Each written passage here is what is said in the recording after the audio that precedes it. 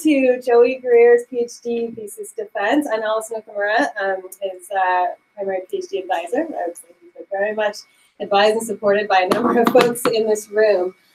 Just by way of introduction, Joey hails from Oregon and joined our Aeroastro program here, originally as a master's student. And somehow we convinced him to work on needle steering as an Aeroastro student. But quickly became embedded in my lab, working on this medical robotics project. And through a number of collaborations with students and former postdocs, really expanded his research theme to what you'll be hearing about today. And so we will very much miss Joey's presence in the lab when he graduates. I was just talking to some students about how in a generation of students, there's often a person where lots of students, they come to my office and they always say, I was talking about this problem with Joey, or I had this issue and then Joey helped me solve it, and it just kind of goes on and on. And I'm going to miss hearing that in my office almost on a daily basis because of how helpful he's been. And Joey, as I'm sure many of you know, he's just such a laid-back, nice guy, really wonderful person to have around the lab, of course, in addition to all the amazing academic prowess that he brings.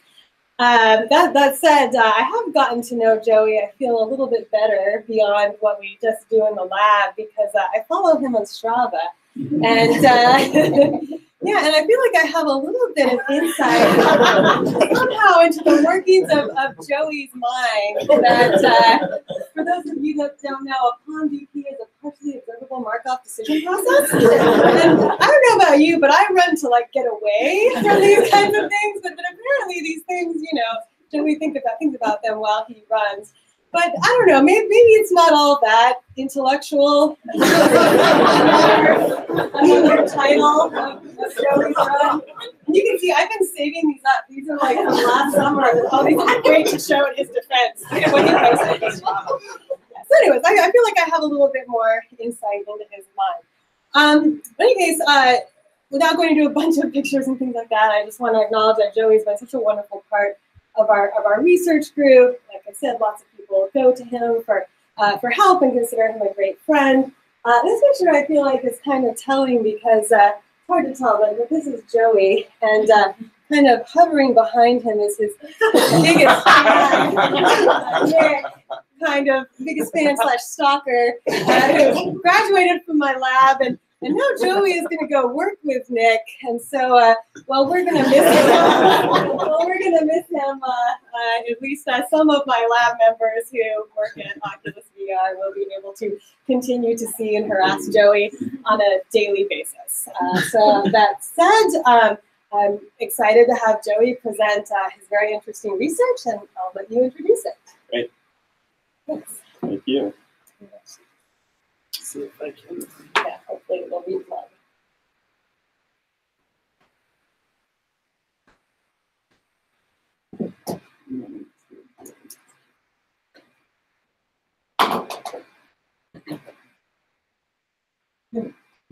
Okay. Woo.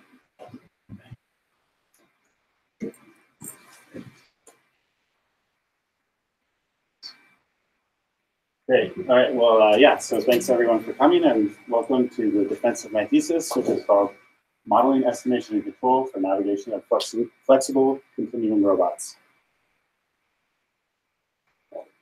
So before I jump into the content of my research, I just want to start by talking about the field of continuum robots in general. And so we have 4 examples of continuum robots on this slide here. And as you might be able to appreciate from these pictures, continuum robots are defined by their long, slender bodies and their flexibility. So they're able to be deformed either passively or actively into smooth three-dimensional curves. And because of their slender form factor and their flexibility, they can conform to their environment, which makes them useful for applications that require navigation through or manipulation in unstructured or cluttered environments. And so on the top, we have 2 examples of minimally invasive surgical manipulators. And of course, the body is a good example of a cluttered and unstructured environment. So it's maybe no surprise that that's a large application area of continuum robots. And then on the bottom, we have 2 examples of pneumatic robot arms, which have been applied to areas like search and rescue, again, a large application of continuum robotics and a good example of a cluttered and unstructured environment. Okay, so this thesis is fundamentally about navigating the tip of a continuum robot, shown here. So here's sort of like an abstract continuum robot. And in order to do this, we need some sort of model that takes the inputs into the system, whether it's motor torques or tendon tensions or actuator pressures, and predicts where the tip will go. And for a rigid robot, which is sort of the other main class of robots that are out there, well, actually I shouldn't say that, but a large class of robots that we learn about in Intro to Robotics, for example, this task of going from the base of the robot to the end effector is a much more straightforward process. So because we sort of are defined by these finitely limited degrees of freedom, so we have these joints, and we're measuring these joint angles, it's purely a matter of geometry. So it's just a sequence of rigid body transformations to go from the base to the end effector. For continuum robots, that's not the case.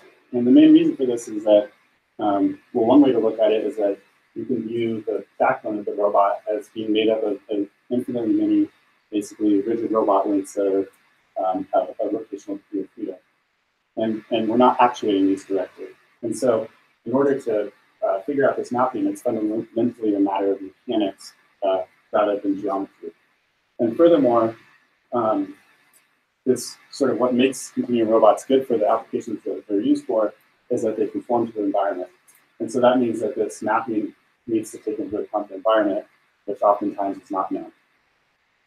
And so basically the theme of my research is to basically accept the fact that this model is not going to be perfectly accurate, and instead couple it with control systems that are conservative and sort of rely more on feedback than feed-forward control. And what you're giving up with this is this really highly responsive dynamic behavior. But for a lot of applications where you're just trying to get from A to B, that's an acceptable trade-off. Okay, so my thesis has really focused on two specific types of continuum robots broadly. And the first are steerable needles. And I have a prop here. So as it sounds like, it's a needle that you insert into the body. But unlike a rigid, normal needle that's rigid, that you don't want to bend, these are super flexible. So they're made out of this material called nitinol, which is super elastic and allows it to be bent in these really tight-rated secure parts. And the other defining feature of these robots is some sort of tip asymmetry, either a bevel or a bend. And what this does is that as it's inserted into the body, you have lateral forces that are developed, sort of reactionary forces from the tissue, which causes a net lateral force. So the sort of sum total of this behavior is that it naturally curves as you insert it into the body. So if you take one of these needles and you attach it to a robotic platform that has 2 degrees of freedom, insertion and then rotation about the needle shaft, then you can make this a robotic system. And so this video shows the robotic platform. So here's the robotic platform. And then it's kind of hard to see, but the needle is being inserted here. And by correctly choosing basically the insertion and rotation velocities, you can steer this needle to destinations that are predefined and not in a straight line path. So that's useful for treatments basically where you might need to get around, for example, obstacles.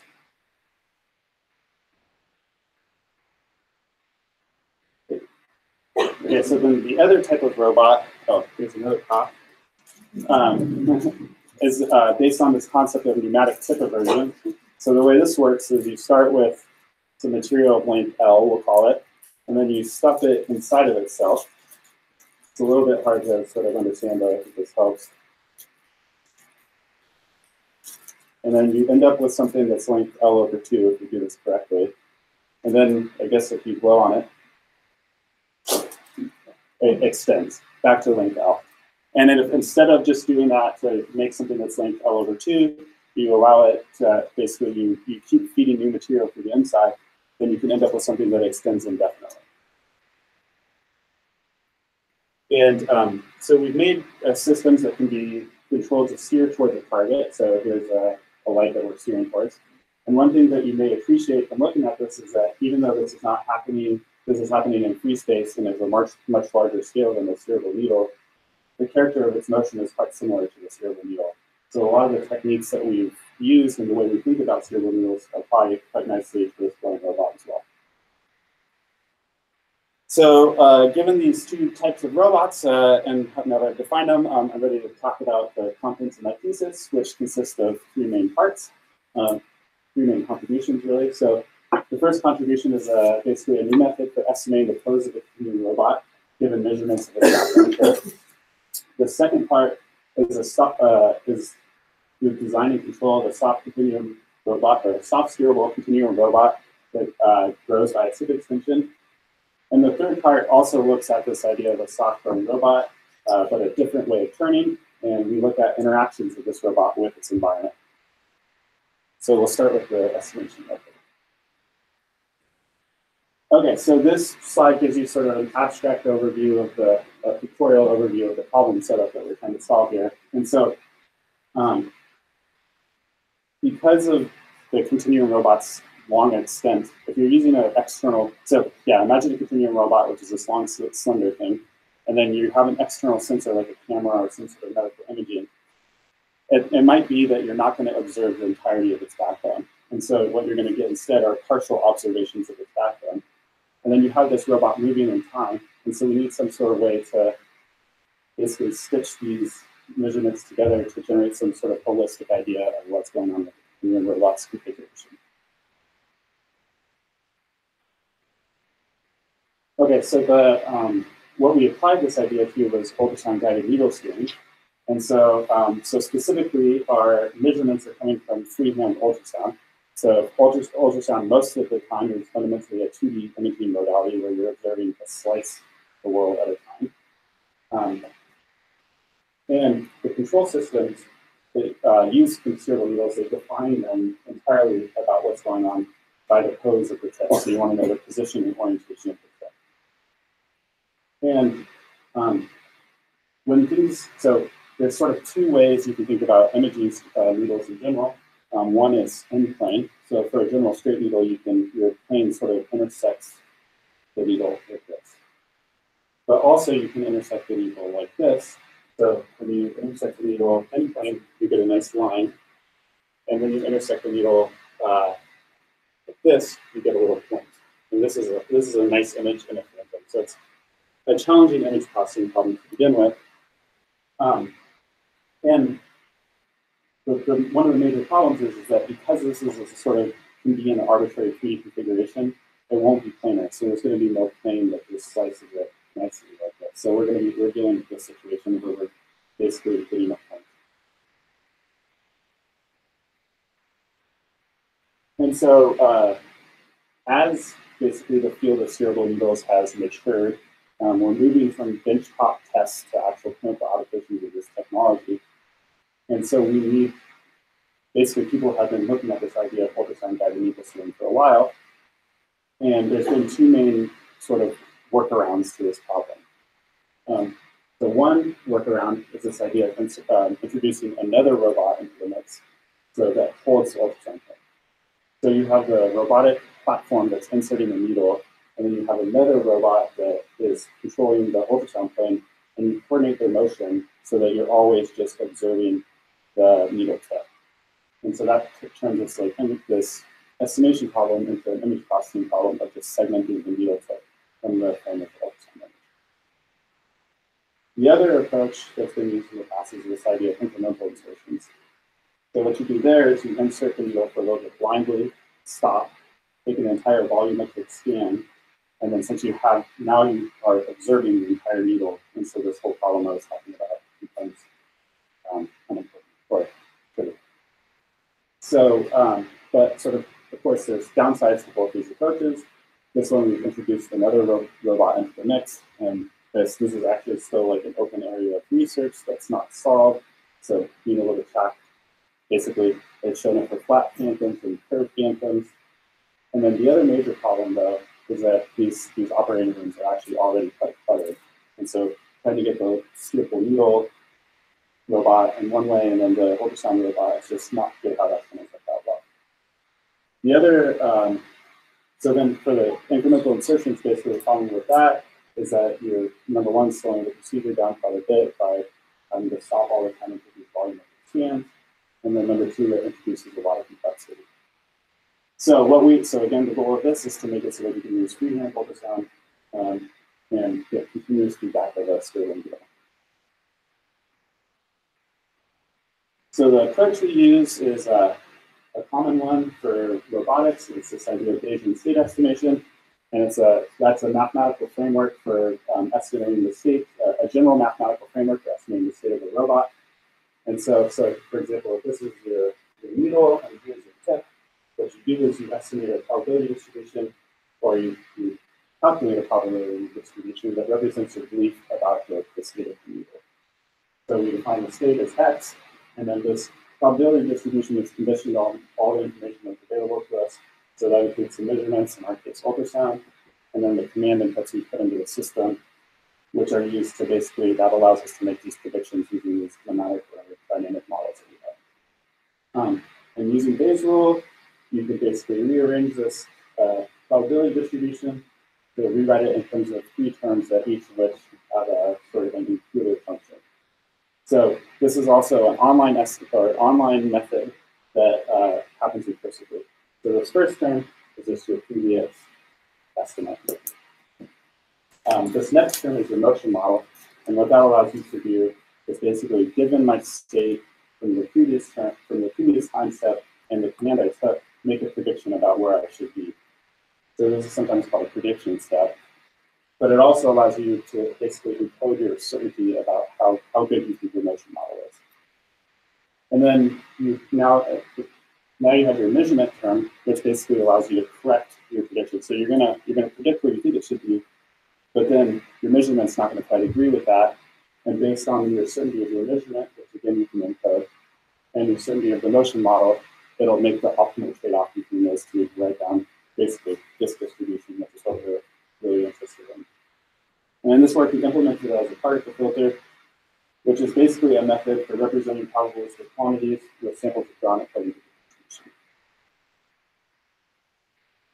So starting with the motion model, I thought I'd show a quick video of how this idea works. So you have a needle inserting, and then each of these small coordinate frames represents basically a hypothesis that could be the state of the needle. And with the motion model only, what we see is that it starts clustered really well in the beginning because we have high certainty about what the state of the needle is, but over time, the certainty basically becomes, the particles become more dispersed, which indicates that our certainty is no longer, we are very uncertain about the position. And this is a chosen term, this dispersion rate. So what we need to basically contain this certainty is some sort of measurement. And so the measurement we use is this idea of, so I talked about ultrasound, but no, it's Doppler ultrasound. And so Doppler is a common feature on ultrasound machines these days. And basically what it does is it briefly measures velocity fields in the frame. So for example, if you're measuring, it's used, for example, to measure blood flow. And so yeah, it measures velocity fields. And so the way we use this idea, though, is that you can vibrate the needle, and so that makes the needle continually move, but it's not in a way that's damaging to the tissue. And then by tuning the filters of the Doppler ultrasound to your side, you can sort of make it give you a nice indication of the state of the needle within the frame, or the needle in general. And so that takes, number one, it improves the visibility of the needle, and then it also takes this image processing problem and makes it quite simple. Now we're just looking for colored pixels. And then one other big thing is that it actually gives us some indication whether we're over the needle or not. Because sometimes this is freehand ultrasound, we're not going to be intersecting the needle at all. And so by just counting the number of colored pixels in there, that's like another signal that tells us whether we're intersecting the needle. And this is important for us, sort of given this idea. So imagine I scan my ultrasound frame over my needle, and I count and I look at this concept of the number of colored pixels in my frame, the Doppler response, I call that, over time. So as I start, I'm going to have high Doppler response when I'm over the needle, and then low Doppler response when I'm not. And then this transition here corresponds to when I've moved over the needle tip. And And so that helps you to localize the needle's position along the needle's axis, right? Because again, we're measuring these transverse sections, and so we need to know when we've crossed over here. So taking all these ideas together, we get the full measurement model. And so there's a pictorial overview of that. So you start out, imagine I have a static needle. I start out with one measurement, just one transverse measurement of the needle. What that does is it tells me, it localizes it to some one-dimensional curve. But with one measurement only, that sort of tells me where the needle tip is left, right. So this distribution represents my belief about where the needle tip is. So it looks kind of like the needle itself, but it's actually talking about the needle tip. So that makes sense, right? So if I just have one measurement, then it doesn't tell me exactly where it could be, but only sort of maybe like left, right. And then, but by combining these measurements in time, it sort of contains the uncertainty in the distribution and really gives us a peak estimate of the role. And one important thing here is that, for example, with this one, we're past the end of the needle tip. So the only information that's available to us is that the Doppler response is low. And that just tells us that the needle tip is behind all the time. Great. So with that defined, we validated the method using an electromagnetic tracker that was embedded into the tip of the needle. And what that does is give you really accurate position information about the needle tip. And we basically inserted the needle a number of times in a number of different conditions and compared the result of the estimates or the estimator with the measured position from this electromagnetic tracker. And what we found was about a 2 millimeter discrepancy on average, which is basically in line with the other methods and is approaching clinical relevance. Great, so then we also, just to show, we implemented this in C++, and it ran on live ultrasound data. So this ran at ultrasound image acquisition rates, which are about 15 hertz. And so this shows the Doppler ultrasound image. Here's a 3D visualization of the method running. Some other metrics. So maybe it's kind of hard to see, but there's two dots here. The white is like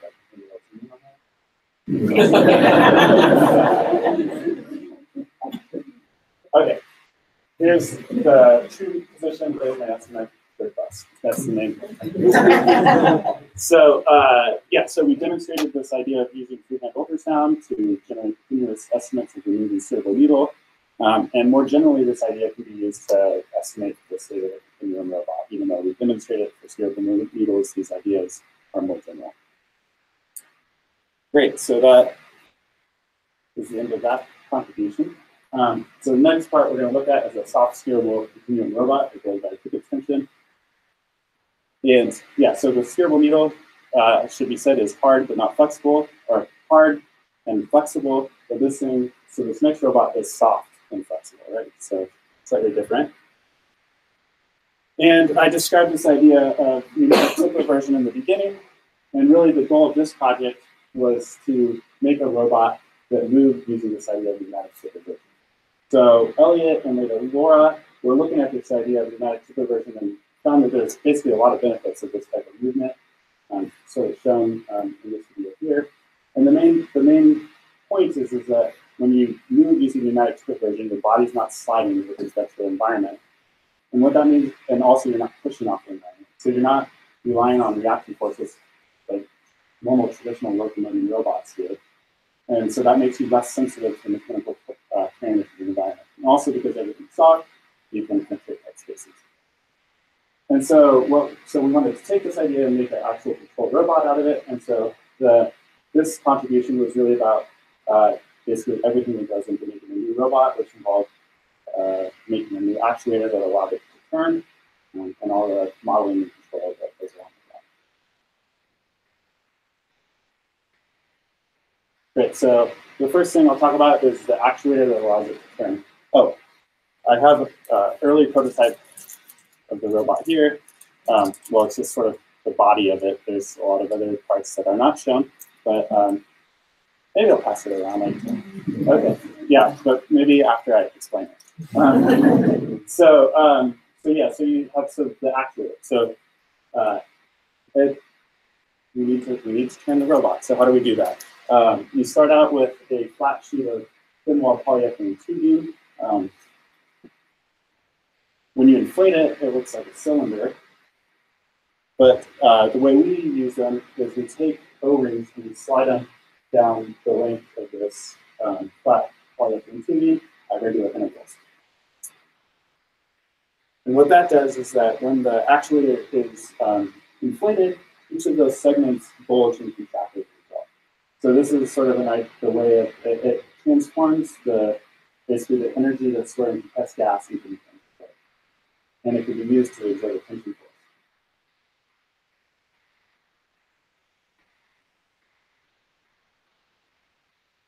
And I guess like one important point of this is that it needed to be soft because these actuators themselves are inverting from the robot. So the way so how do we make a robot out of these actuators? What we do is we take 3 of them and we run them down the length of another piece of flat polyethylene tubing, which serves as the backbone of the robot. So here's my 3 actuators, and then here's the backbone of the robot. And then if you're not familiar with tendon-driven robots, the way it works is that so imagine the best way to picture this is, for example, a horse reins. So if I pull to the right on a horse reins, it sort of turns the horse's head to the right. And the same way, if I pull on the tendon of a robot, a continuum robot, it'll curve it. And so, but instead of pulling, we're using this idea of a pneumatic artificial muscle. So we're actually inflating, and that exerts a tension force. And because everything's soft, it can withstand abuse from postdocs and graduate students. So that's sort of a nice feature of soft robots in general. Yeah, and so that's basically this, right? Without any electronics attached. And I guess if I could just give it to you and pass it around, take a look.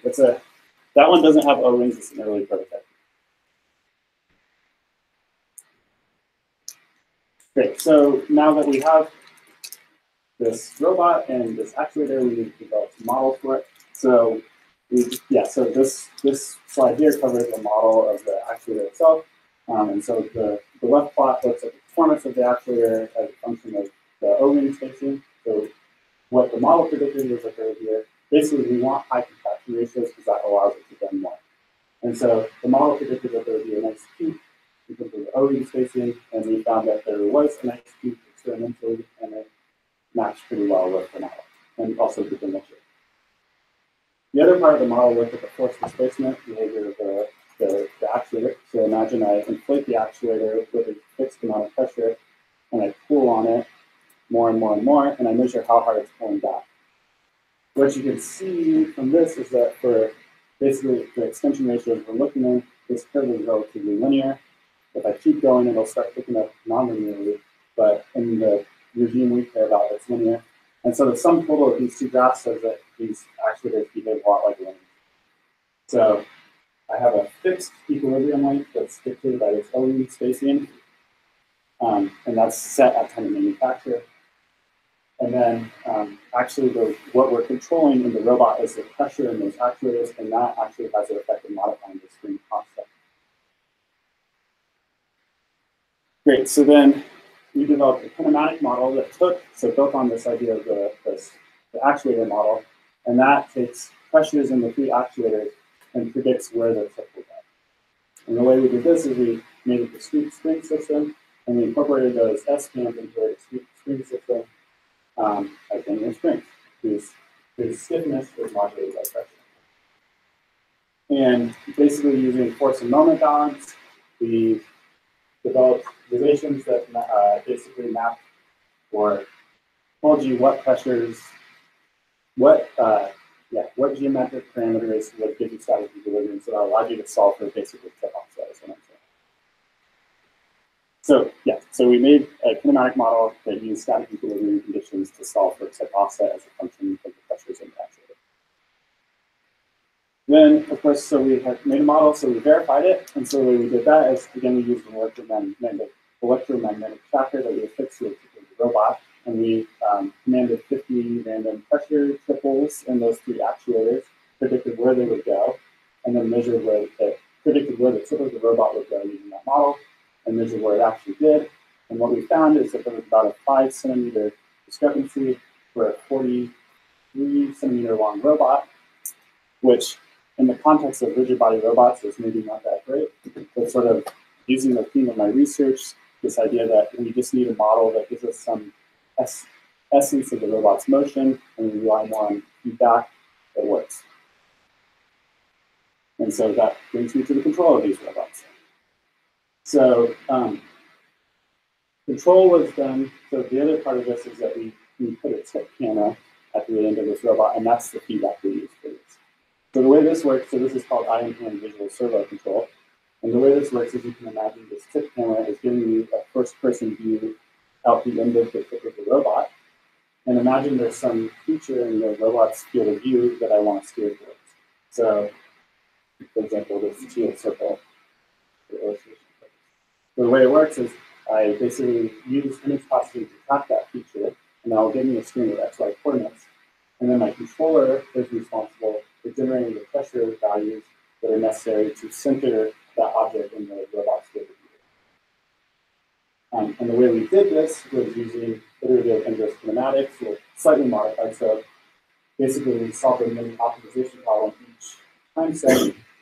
And the main thing we needed to ensure was that our actuator values were within it. So, for example, we can't command negative pressures, right? But even though regular iterative inverse kinematics might give you negative values, I can't allow that. So, slight modification. Okay, so then this video illustrates this control of these robots, so just steering control. So the right video is a video of the tip camera. Again, it's imagine it's first-person view. And then the left video is a video of the robot itself. And this was done for a conference, and that's why it says that 2017. But so also, this same control lock can be used to track the moving object, i.e. my hand. And so it's just using this idea of centering the feature. And then we put a vacuum gripper on the end of it and use the same control rod to swing down and grab a box just to show that it has some manipulation capability.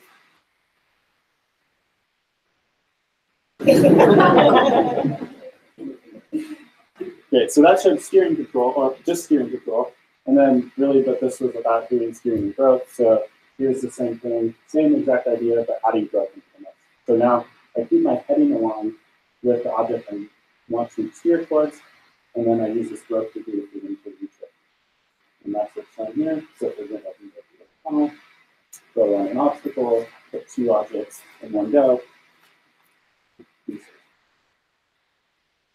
And one thing we found that we made this robot with the idea that we wanted to use this concept of numeric supervision for this, the benefits that it had for locomotion, over locomotion. But what we found is that it actually has this other nice benefit, is that it makes control of continuum robots much easier. And basically, what I mean by that is that in order to get somewhere, all I need to do is steer so that my heading is along, and then I have this degree of freedom that allows me to reach it. And that's not something that's available in most continuum robots. Okay. So that last part looked at the concept of basically like a highly engineered robot that allows you to reach a destination using this dramatic supervision. But this next contribution really looks at basically something at the other end of the spectrum, which is not highly engineered way of reaching a destination. So how can we do this? Yeah, I'll show you the picture. So, so this robot, so the last one was this idea of actively controlling and training by bending. And this uses the same concept of pneumatic supervision, but we're going to turn by pinching. And rather than actively controlling myself in real time, this is, you design this robot. So, so to turn, I make a pinch point, and then I can basically make them throughout the robot's length, and that allows me to turn the robot. And so the turns are discrete and permanent. So once they occur, they are there forever. And then the robot is designed in that control. So once you make the design, you deploy the robot, but you have no control if there's any errors, and it's very different. So the motivation for this work is really sort of encapsulated in this video slide here.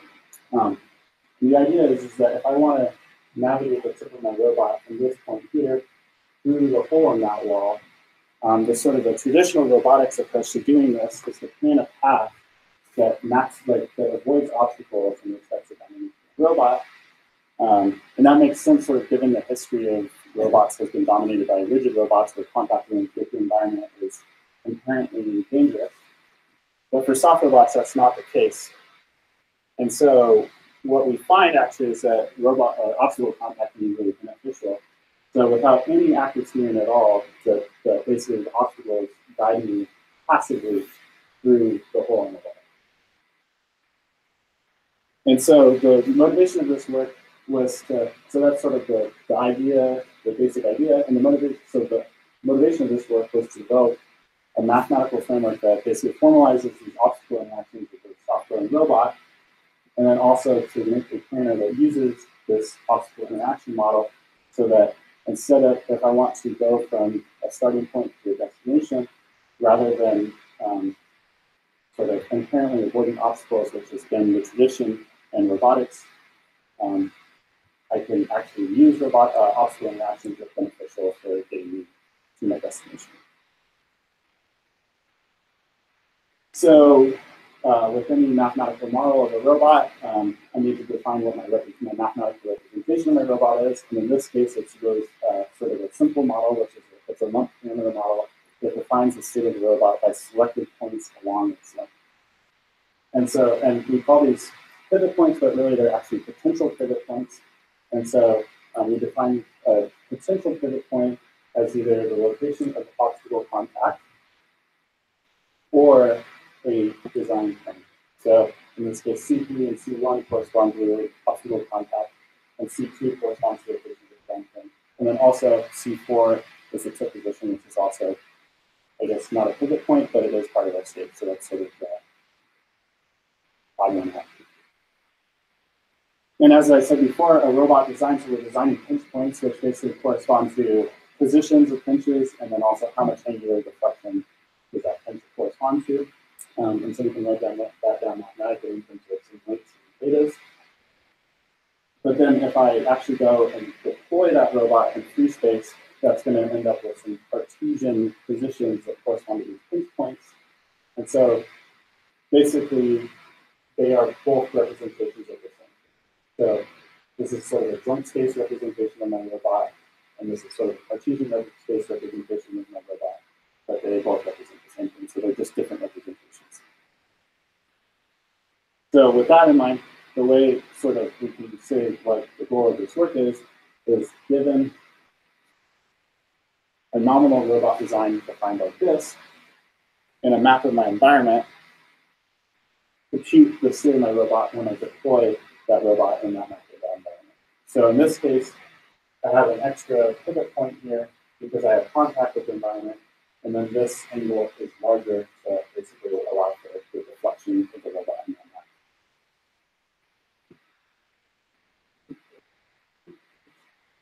So, okay, so it's a model. So another thing to point out is that we have, again, this is not steering is not actively controlled. So we're the only control input to the system is basically the growth rate.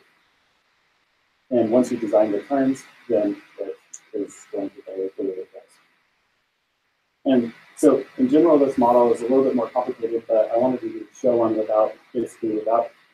I wanted to describe the model without pinch points because it's sort of illustrative of how the general model works, but less complicated. So this sort of shows obstacle contact. And so when we're not in contact, so this is also a hybrid model, so either I'm in contact with an obstacle or not. The tip of the robot is either in contact with an obstacle or not. So when I'm not in contact with an obstacle, the assumption is that all the length is going to be added to the most distal segment. And so what that says is that the only pivot point that's going to be modified is the tip. And it's going to basically grow in the direction of the most distal segment at the rate that I'm having. But if I'm in contact with an obstacle, which is shown here, then what this says is that my tip is going to move in the direction of the contour of the obstacle. So that's this T vector represents basically the contour of the obstacle. And then, but there's going to be this speed modifier for the U-turn, because, and this accounts for the fact that my tip is moving this way, but length is being added this way. So this is like a 1 over cosine type correction. And so it's kind of interesting to note that if I go, so yeah, so this term is always greater than 1. So it's a little counterintuitive maybe at first, but the robot moves faster than it's growing. The robot moves faster than it's growing to accommodate the length change. And if it puts it directly perpendicular, then that term goes to infinity, and that's sort of like a singularity of the model. And really, what that says is we can't make a prediction because it doesn't know which way to go. Okay, so we verified the model here. So we built an obstacle course, and we ran the model through the obstacle course, and then grew the model along basically the verified. And the way this obstacle course was designed, thanks Laura, was to allow basically so that if small angle changes in the initial angle makes you go to a drastically different location in the course. And what we found is that the model basically always corrects or always correctly predicts the right exit location and sort of gets the general character of the shape right. But sometimes the pivot points aren't quite right. So, for example, that moved away, and that's not something that's predicted by the model, but still it works. Okay, great. So that's the obstacle interaction model. So the last part of this is the planner that uses the obstacle interaction model. So the goal of this planner is to generate a nominal robot design. But then once I make that nominal robot design, I'm going to have to actually manufacture that. And that means that, and basically, you're not going to be perfect.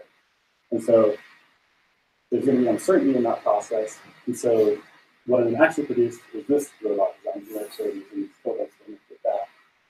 And these tildes, basically, this is a random variable that's centered around my nominal robot design, but it has some uncertainty in those standard deviations. And so the objective of the planner is to find a nominal robot design that has high expectation of reaching the desired target, taking into account the consumption. And basically, our hypothesis is that even though there's no proactive corrections you can do with control, still the environment can help mitigate effectively these uncertainties. Okay, so the approach we took was this idea of a roadmap-based approach. And so what that does, basically what this does is that instead of allowing the planner to make decisions at every single point in basically the map. So here's a map, and we got this map actually from, there's a pathfinding benchmark, so we took this out of basically a pathfinding benchmark. And instead of allowing it to make training decisions at every point in the map, we only allow that to happen at a subset of points. And this is just to make it computationally efficient. And given the obstacle interaction model, there's a really nice choice of subset of points you can use. And that's obstacle endpoints. And the reason is that they're easy to read. So given this obstacle interaction model, if I hit it anywhere on this one here, it's going to end up at one of these points. So they sort of make a natural decision point because they're easy to read. And then we also augmented it with some interior points, and they can be random or chosen based on, for example, the noise composition. So with that in mind, the goal, so the planner can be logically divided into 2 steps. First, we generate a sequence of waypoints. Again, we've got these points here that allow you to go from your start point to your destination with the fewest number of design points, relying instead on basically passive interactions with the environment. And the reason for this is so that it's a heuristic, and the reason we do it is that basically we know that every time you introduce a pinch point, that's introducing uncertainty, and we want to minimize uncertainty. So and the way we solve this is as a short as graph problem, and again, the output of this is a sequence of waypoints that the robot's going to go through. So the second part of the algorithm takes this sequence of waypoints and generates a robot design. And the way we do this is, it takes a sequence of waypoints, generates a robot design that basically has high expectation of reaching it. And the way we do this is we solve it incrementally in a green fashion. So assume that I have some design that gets me to waypoint n-1. Then basically this step here chooses your next pinch point location, the max to basically get you to waypoint I with maximum expectation. And that's what this map is like. So this is where I end up. This is the waypoint I want to reach, and this is assuming I made it for waypoint n-1. This is what I make it for waypoint I, and you want to maximize that expectation. So that's the algorithm. Here's the result. Start up here. You want to make it down here. The algorithm gives us a free space design that looks like this, with only put one point to reach there. So it's maybe a little bit more obvious like this. So this is without deploying even though if I just deploy this in free space, this robot would look like this. But when I deploy it in the actual map, it looks like this. Nominally, so this is not including the basically the uncertainty. So this is what the nominal design looks like. And what we compared it to was a nominal design, or sorry, yeah, I guess I loaded the word nominal, but a different design that basically represents the traditional robotics approach of maximum avoiding obstacles.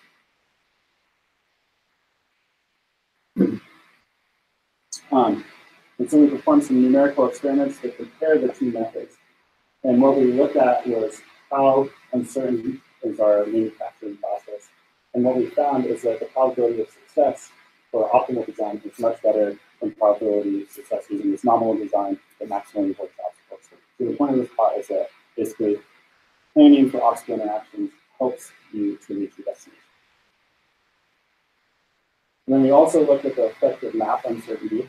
And what we found is that the nominal design is basically less affected by map uncertainty than the optimal design. And that sort of makes sense. It's a trade-off here because your nominal design is maximally avoiding its environment. And so it's going to be less affected by not knowing the map and playing it. Whereas when I'm really using my environment to get to my destination, I'm going to be affected by basically having an inaccurate map when I do that planning process. So then we also physically verified this. So we implemented that map. We made the design to the best of our abilities. And here's a picture of it.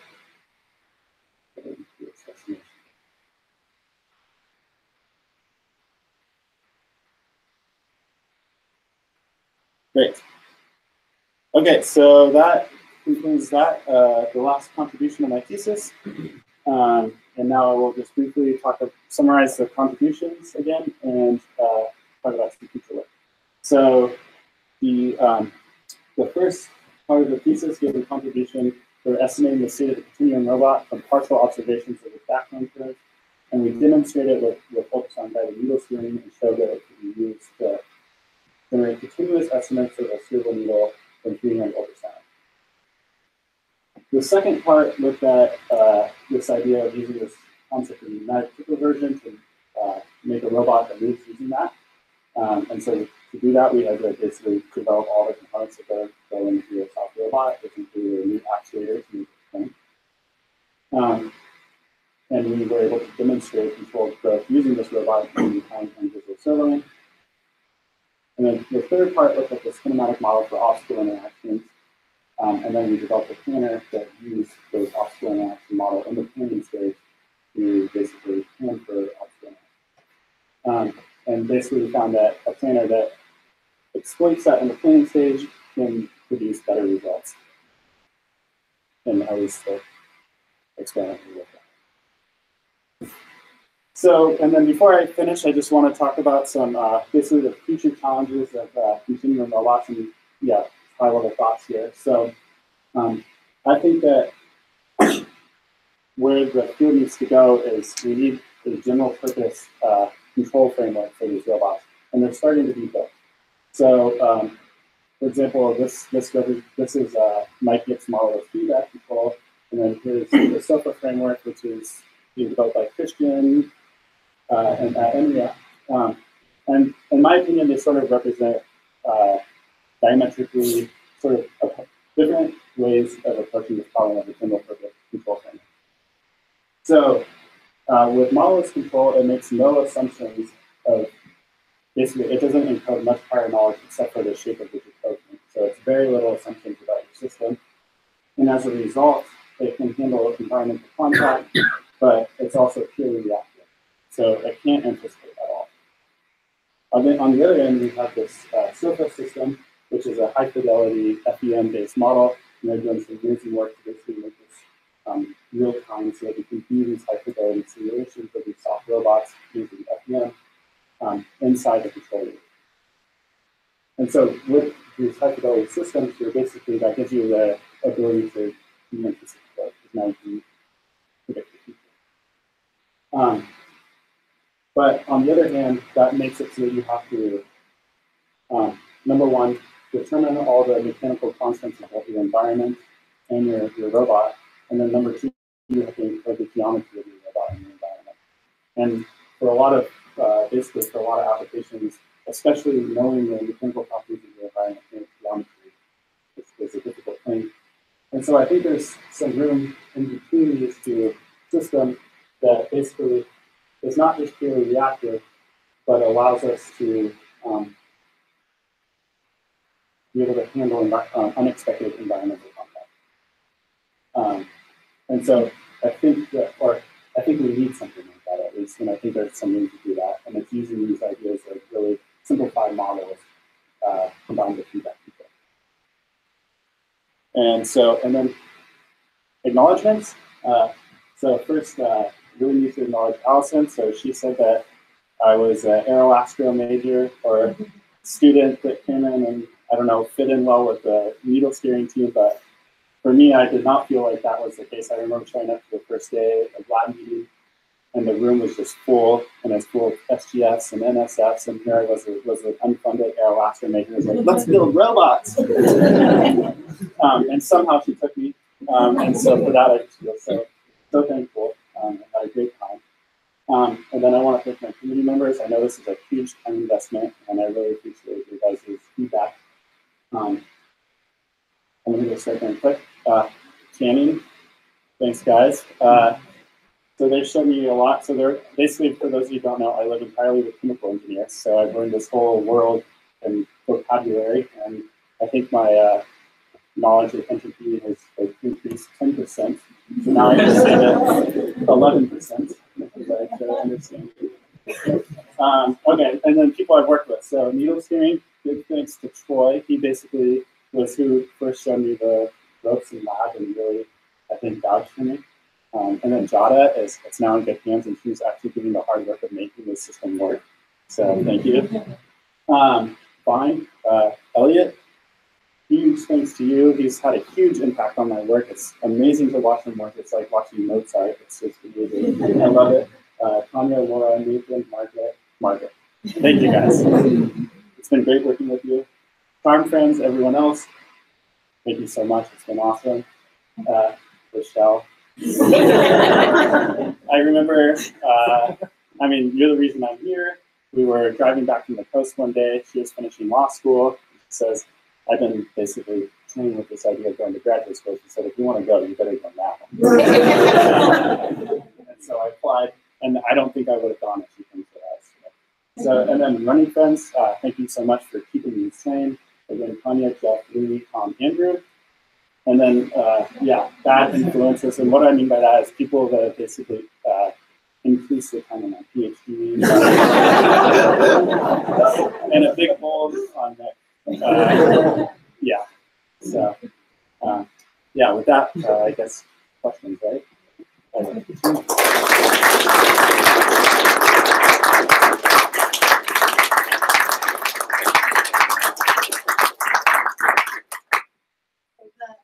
Tradition in our department is we take questions from the audience before we put anyone out and Bill, I'll let you pick on raise their hand. Anyone want to raise their hand? Laura. So the kind of planning and object reaction model that you described here, you really wanted to use it for designing a robot. I think it also could have some use in like steering an active robot like you should. Yeah, yeah. Yes, I do. So I think that there's a really this idea of basically obstacle interactions is going to be. I think that it could be generalized to basically. I think for soft robots in general, it's going to be important, and really for any.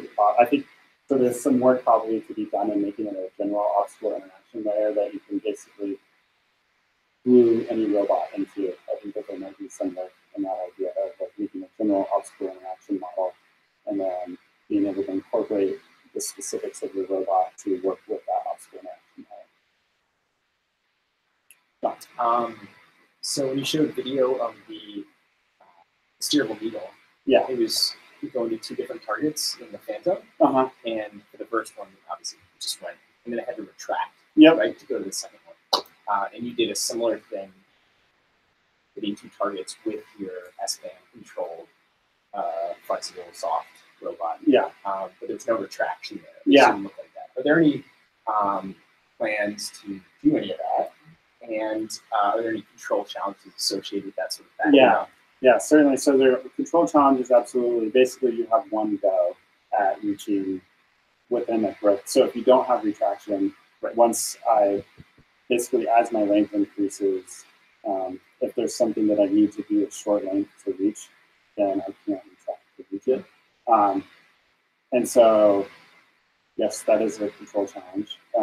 And I think as far as other plans to fix it, Laura will be better equipped to answer that, and then Elliot, of course. I think they're both thinking about this a lot. But yeah, it is something a challenge. Yeah. Definitely.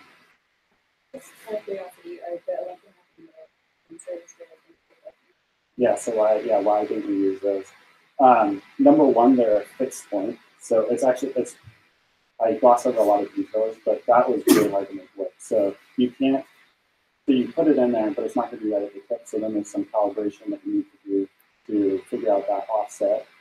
They're super susceptible to any magnetic fields that are in the operating room, so it has to be a EMP, I guess would be a way of saying that. And then you're taking up the lumen of the needle. So a lot of what we want to do with these needles is deliver some treatment. And so you need the interior of that needle to do that. And and it really fixes the length. But yeah, anyway, there's a lot of problems with this. But yeah.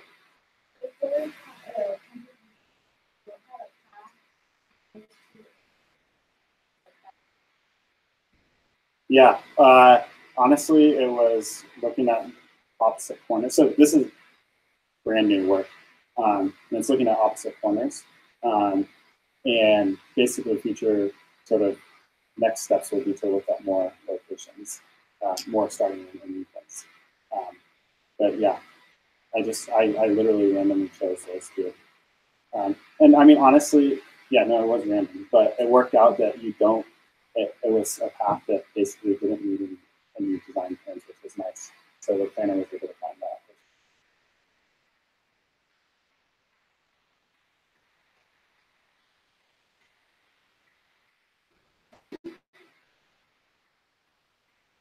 That will be good.